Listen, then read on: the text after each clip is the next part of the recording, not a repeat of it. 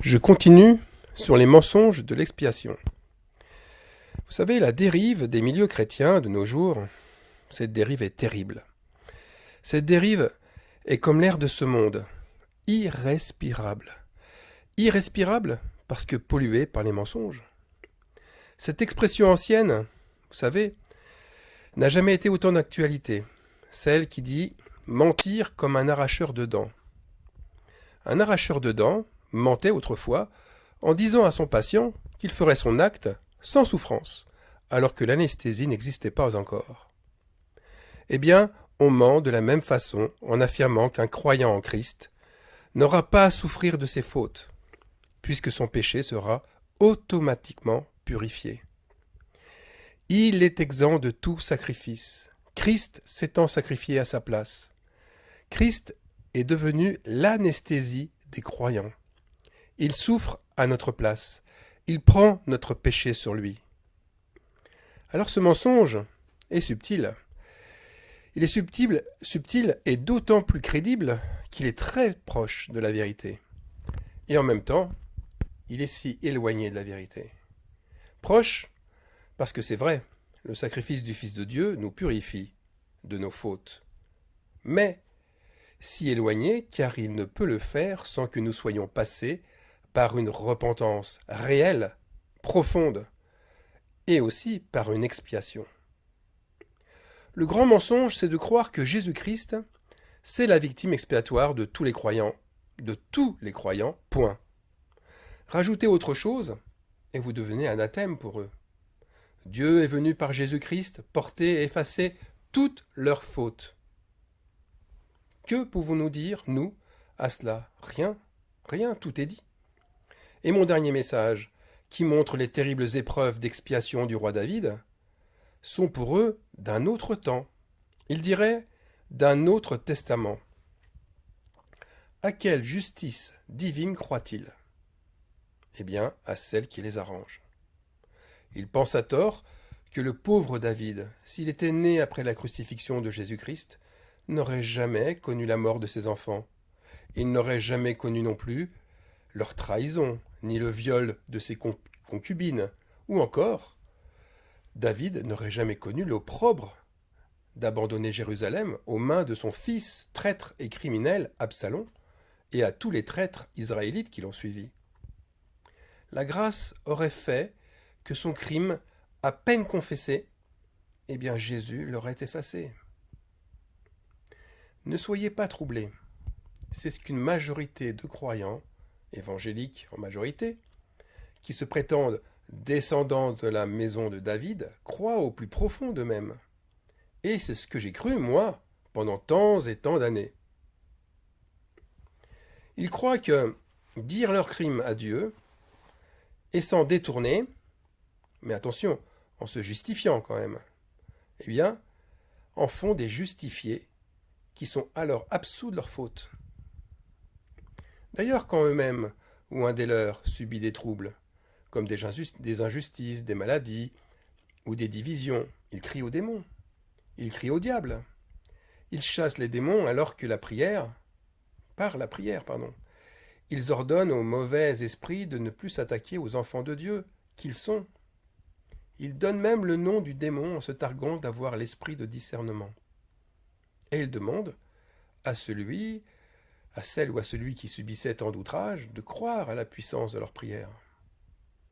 Comme si cette prière, associée au nom de Jésus-Christ, allait, comme ça, d'un seul coup, remplacer toute expiation. Comme si elle allait, en fait, se substituer à la justice de Dieu. Ils ne vont pas payer leur faute. Dieu l'a fait pour eux. Alors ils trouveront certainement, dans les psaumes de David, ce qui leur permettront de lutter contre ces démons. Ils diront par exemple, comme le psaume 119-39, « Éloigne de moi l'opprobre que je redoute, car tes jugements sont pleins de bonté. » Voyez, ils ne prendront pas, par contre, ce qui leur permettrait de manifester le cœur contrit qu'ils doivent avoir. C'est ce que nous dit d'ailleurs le psaume 51-17. Les sacrifices qui sont agréables à Dieu, c'est un esprit brisé. Ô Dieu, tu ne dédaignes pas un cœur brisé et contrit. Et on va continuer avec le verset 18 qui est très important. Répands par ta grâce tes bienfaits sur Sion. Bâtis les murs de Jérusalem. Revendiquer la bonté de Dieu ou sacrifier l'essentiel. Voilà le dilemme. On ne peut pas avoir les deux. On ne peut pas avoir la bonté de Dieu et sacrifier l'essentiel. On ne peut pas avoir les deux ensemble. Il faut l'un avant l'autre. Face à l'ennemi, nous clamons la bonté de Dieu. C'est vrai. Nous la clamons, c'est-à-dire que dès que nous nous sentons attaqués, le premier réflexe, la première réaction, c'est celle du psaume 119, 39. C'est de vouloir éloigner l'opprobre. C'est de vouloir chasser loin de nous l'oppresseur. Attention, le verset 39. Avec ce nombre 39, il nous montre que nous avons perdu la vue. Nous avons vu ce qui nous attaque comme l'œuvre du mal, et nous voulons à tout prix lutter contre cette attaque. Et comment ? En implorant la bonté de Dieu sur nous. David, lui pensait la même chose. Il pensait que Dieu, par sa bonté, lui aurait éloigné l'opprobre malgré ses crimes. Il avait perdu la vue. Dieu ne l'a pas fait. Il n'a pas éloigné l'opprobre. La honte lui a collé à la peau pendant des décennies. Mais Dieu, dans sa bonté, lui a rendu justice. Plus tard, après la fin de son expiation, qui, entre parenthèses, correspond à la fin du deuil pour son fils Absalom. Vous savez, la première réaction devrait être toujours celle du psaume 51, verset 17, c'est-à-dire de prier pour avoir un cœur contrit, sans oublier le verset qui le suit, c'est-à-dire le verset 18, qui invoque la grâce de Dieu. Et comment ? En bâtissant les murs de Jérusalem. C'est assez explicite, non ? Le premier but n'est pas d'éloigner l'ennemi loin de soi. Le premier but, c'est de se protéger. En bâtissant les murs, j'empêche l'ennemi de rentrer en moi. Je dresse des murailles, mais comment ? Avec un cœur contrit. Le cœur brisé, contrit, c'est, et nous l'avons lu, la grâce qui est répandue sur Sion. On en revient encore et toujours à l'humilité. Il faut s'abaisser pour être élevé. En n'ayant, en plus, aucun désir pour sa vie propre. Ou alors, comme Jésus le proclamait, heureux les esprits simples, les esprits brisés. Pourquoi ? Car ils hériteront la terre. Il y a un héritage, une rétribution, une bénédiction associée à l'esprit brisé. Mais c'est pour plus tard, c'est pas pour maintenant. C'est la bonté de Dieu qui s'exerce alors sur nous. Mais nous qui avons persévéré dans le psaume 51. Alors je résume tout ça. Nous devons ne pas chasser l'ennemi parce que nous avons peur de la honte et peur de l'opprobre qu'il pourrait nous causer. Mais nous devons empêcher l'ennemi de nous détruire. Et comment ? En priant que la grâce de Dieu répande sur nous un cœur bien disposé et brisé. Car avec ce cœur, je ne chasserai pas la honte, puisque je ne redouterai pas l'opprobre. Je ne redouterai aucun opprobre. Rien ne pourra me nuire. Je marcherai sur toute la puissance de l'ennemi. Satan ne brillera plus dans le ciel, dans notre ciel, à nous, notre esprit. Satan, nous le verrons tomber au sol comme un éclair, c'est-à-dire que sa puissance sera alors anéantie envers nous. Ce n'est donc pas la bonté de Dieu dont nous avons besoin, en premier, mais c'est de sa grâce et de sa justice que nous avons besoin. La rétribution, elle vient après. Prenons l'exemple de Joseph. Joseph, fils de Jacob, déjà trahi par ses frères. Il fut trahi une nouvelle fois et emprisonné à tort dans les prisons d'Égypte à cause de la femme de Potiphar. Cette femme qui l'accusa de viol alors qu'il se refusait à elle. Joseph a dépassé la honte, dépassé l'opprobre, puisque son cœur était maintenu brisé par son état en plus d'esclave, et maintenant un état de prisonnier. Mais à un moment, voilà ce qui arriva, voilà ce qui s'est passé. Et je vous lis là, c'est dans la Bible. L'Éternel fut avec Joseph, et il étendit sur lui sa bonté. Il le mit en faveur aux yeux du chef de la prison, et l'Éternel donnait de la réussite à ce qu'il faisait. Vous voyez, de là, on connaît la suite, la suite de l'histoire. Joseph finira par sortir de prison pour être le bras droit de Pharaon. Jésus nous l'a montré aussi lors de son supplice sur la croix. Il n'a pas eu honte de mourir. Il n'a pas eu honte d'être traité comme un malfaiteur. Pourquoi? Parce qu'il était loin. Parce qu'il était Christ. Il était dans un état où s'abaisser, l'a élevé. Et pour nous alors, qu'en est-il? Eh bien, sans Christ, sans s'abaisser, point de grâce et point de justice. Et le résultat, c'est que nous ne bâtirons pas une muraille, pas la muraille que nous devons avoir. Nous nous battrons alors contre des ennemis trop forts pour nous, qui même une fois repoussés, reviendront par d'autres côtés. Ils ne cesseront de nous combattre, ils ne cesseront de nous envahir et de nous assaillir. Et, il faut le reconnaître, la bonté de Dieu ne pourra jamais alors s'exercer sur nous. Vous voyez, on trouve que ce que l'on cherche. Et la Bible ne fait pas exception. Elle permet à n'importe qui d'y trouver son réconfort et sa propre justice. Mais, voilà, à quel prix? À quel prix? Beaucoup de grands dictateurs, tyranniques, beaucoup de conquérants qui ont marché vers Jérusalem, comme aussi les grandes guerres de religion, se sont appuyés sur la Bible. Mais pour justifier leur génocide, justifier leurs massacres, leurs crimes, ils étaient comme David, absolument convaincus que la bonté de Dieu justifierait leurs fautes. Ils se rachetaient par des actes religieux ensuite.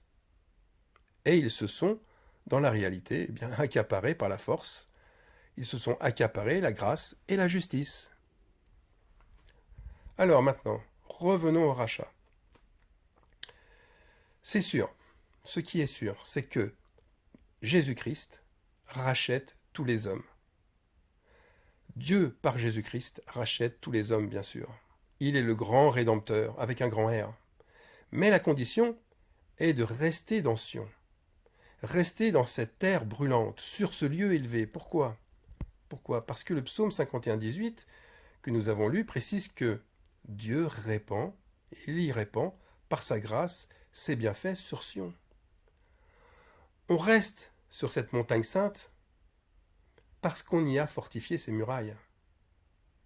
Les autres, ceux qui ne l'auront pas fait, ils échapperont au rachat en se disqualifiant eux-mêmes par leur incrédulité. En se soustrayant à sa grâce, ils ne verront pas la bonté de Dieu sur eux. Pourquoi? Parce qu'ils mettent leur confiance dans leur sacrifice, dans leur propre sacrifice. Et à cause de cela, ils se feront alors déposséder de leur héritage. Dieu ne prend pas plaisir dans nos sacrifices. Il ne prend plaisir dans aucun de nos sacrifices. Pourquoi? Parce qu'ils sont faits dans un but, pour obtenir sa grâce. Mais nous ne méritons pas sa grâce. Personne sur cette terre ne mérite sa grâce. La seule façon de lui plaire, c'est de s'avancer vers lui avec un esprit brisé. Nous devons être brisés. En hébreu, le mot brisé, dans le texte, c'est daka, qui signifie en morceaux.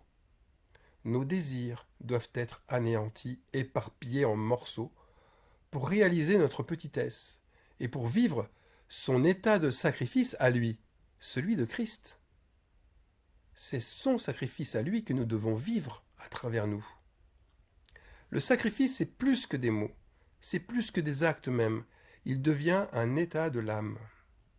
C'est à ce moment-là que nous sommes rachetés et que sa grâce se réalise complètement.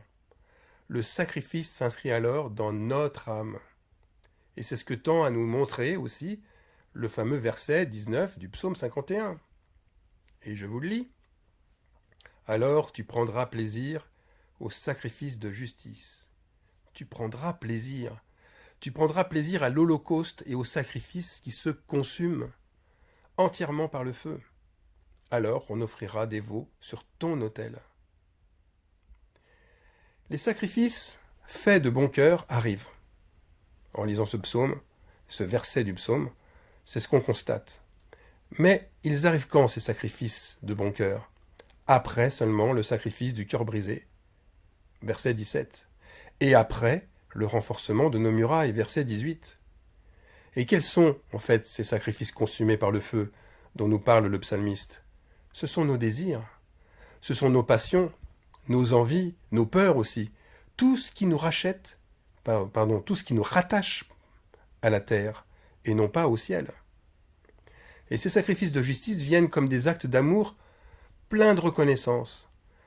Ils ne viennent pas comme des actes obligatoires ou des actes démonstratifs dont le but est de montrer notre identité en Christ. Pas du tout.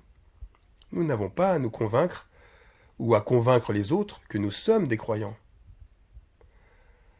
Ce qui est sûr, c'est que dans cette situation, on prend plaisir au sacrifice de justice, c'est tout.